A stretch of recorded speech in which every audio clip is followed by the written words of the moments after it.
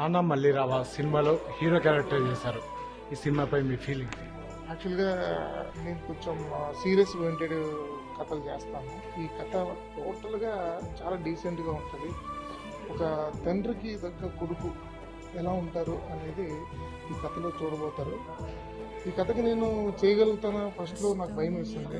అంత డీసెంట్గా చేయాలి, అమ్మాయి చీట్ చేసినా కూడా ఫాదర్ కష్టాన్ని మనం అంటే ప్రజలు నేర్పించగలుగుతామా, కష్టపాలం నా ఫేస్ చూసి ప్రజలు ఏడుస్తారా ఏంటి, నేను చేయగలుగుతాను పెద్ద టాస్క్ వచ్చింది నాకు.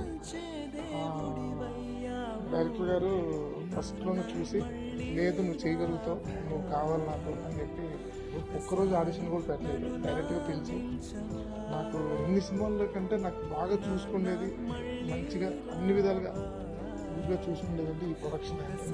సినిమా చేస్తున్నప్పుడు షూటింగ్ టైంలో మీ రియల్ లైఫ్కి ఎలా కనెక్ట్ అయింది సినిమా?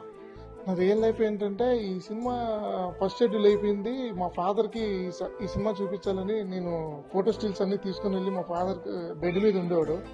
నాన్న మంచి సినిమా తీస్తున్నాను నాన్న, ఈ సినిమా నాన్న మళ్ళీ రావని సినిమా చేస్తున్నా అంటే సత్యప్రకాష్ గారిని బాగా గుర్తుపెట్టాడు. మాస్టర్ సినిమాలో ఈయన చూస్తే నాకు మేము పిల్లప్పుడు చూసేవాళ్ళము, చాలా మంచి యాక్టర్, చాలా హ్యాపీ ఫీల్ అయ్యాడు. సెకండ్ షెడ్యూల్ ఇప్పుడు మీరు చూశారు కదా, మా ఫాదర్ చనిపోయి ఇప్పుడు ఆ షెడ్యూల్ సెకండ్ షెడ్యూల్లో ఇంకా 2 days షెడ్యూల్ ఉంది. రియల్గా మా ఫాదర్ చనిపోయారు. మా ఫాదర్ చనిపోయిన తర్వాత నిజంగా నేను ఆ సీన్ చేస్తుంటే నాకు ఆటోమేటిక్ బాగా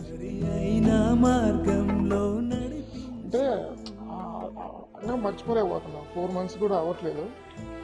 సినిమాలో చూసినప్పుడు కూడా తనే గుర్తుకొస్తుంది. ఆ ఫీలు, ఆ మ్యూజిక్, ఆరాడు చాలా బాధ వేసింది. అంటే ఫాదర్ కోసం చేసిన సినిమా నేనే ఫాదర్ని కోల్పోయాను.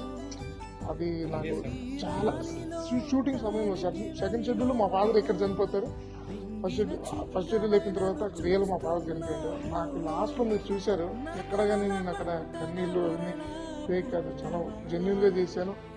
నన్ను చాలామంది ఈ సినిమా చూసిన తర్వాత కరెక్ట్ యాప్ట్ అవుతావు అవ్వవో చాలామంది నన్ను డిస్కరేజ్ చేస్తారనుకున్నాను. సినిమా చూసిన తర్వాత ప్రతి ఒక్కరూ నన్ను చాలా ఆదరిస్తున్నారు. మీ ప్రేక్షకులకి నన్ను ఇలాగే ఎంకరేజ్ చేసి మమ్మల్ని ఆదరించి మీరు నన్ను జెన్యున్గా మిమ్మల్ని బిలీవ్ చేస్తున్నాను, నన్ను ఎంకరేజ్ చేస్తారని మిమ్మల్ని మనస్ఫూర్తిగా కోరుకుంటాను.